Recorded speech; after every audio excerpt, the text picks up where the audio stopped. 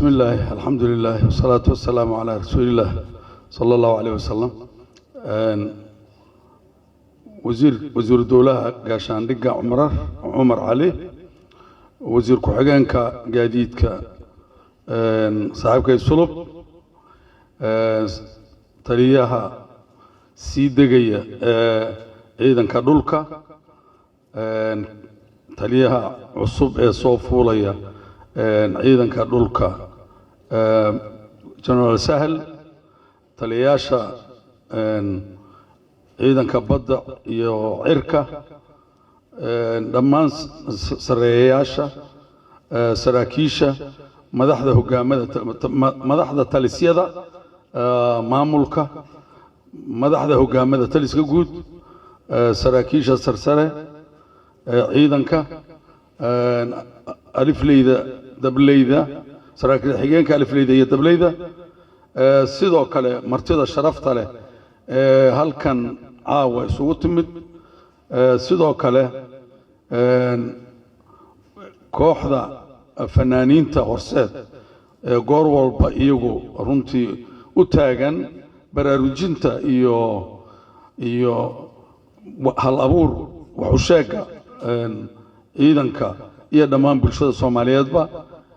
fanaaniinta iyo nimanka muusikada leeyahay sidoo kale waxaan leeyahay salaamu calaykum wa rahmatullahi wa barakaatuh salaanka dib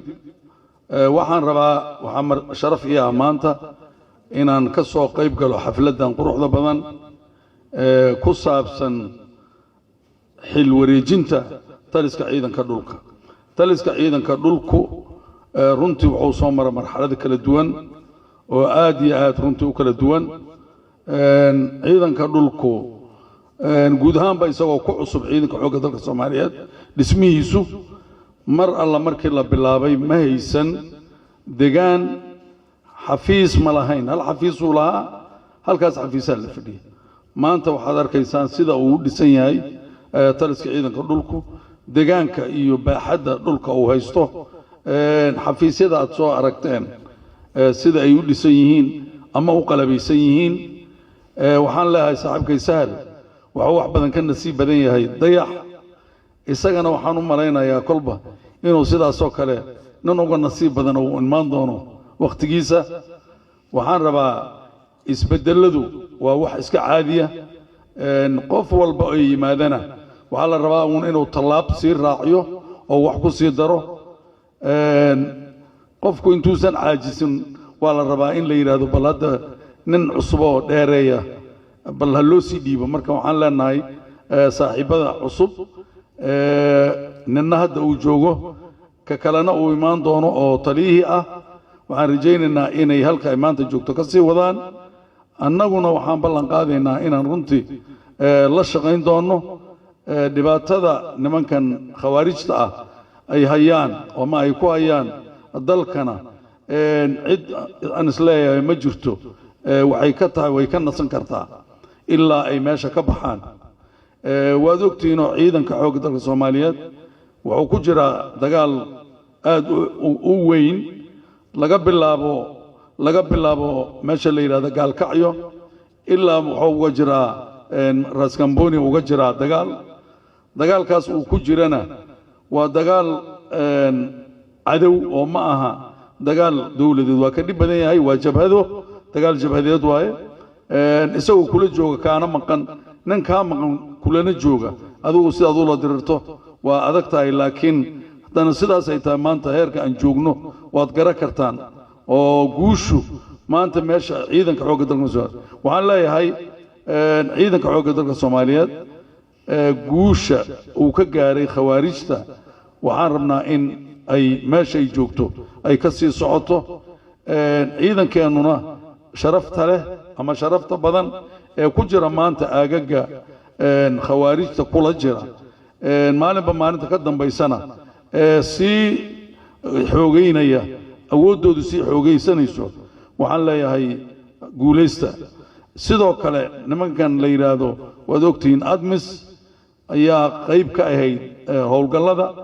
waxay ka hartay goor hore ka hartay howlgalka ciidanka awoodihiisa waxyaabaha lagu tilmaamo waxaa ka mid ah qaybaha ay ka guureen ama inta foob oo ay ka guureen ciidankan admis ee maanta si nabad ah ay kula wareegeen kuna hayaan ciidanka xoogga dalka Soomaaliyeed ayaad ka fiirin kartiin waxaan leeyahay marka